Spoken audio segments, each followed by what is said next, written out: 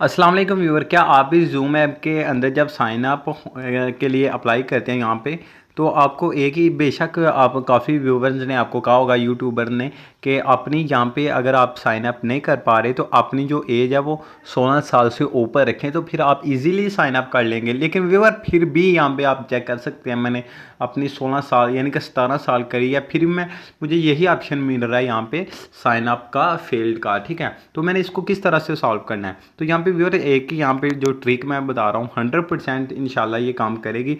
आप क्या करना है, जूम ऐप को यहाँ पे अनइंस्टॉल कर दें। मैं भी इसको यहाँ पे अनइंस्टॉल करते हूँ अपने जूम ऐप को।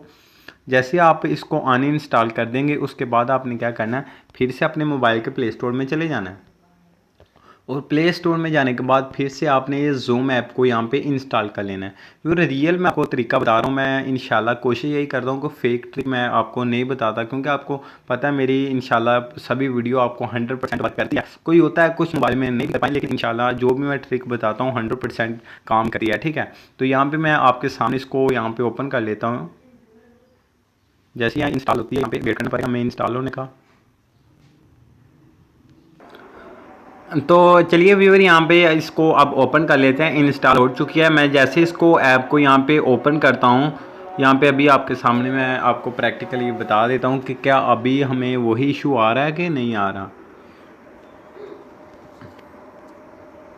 तो ये बस ओपन होने के बाद मैंने सिंपली यहाँ पे साइन अप के ऑप्शन के ऊपर प्रेस किया और यहाँ पे मैं डेट सेलेक्ट करता हूँ।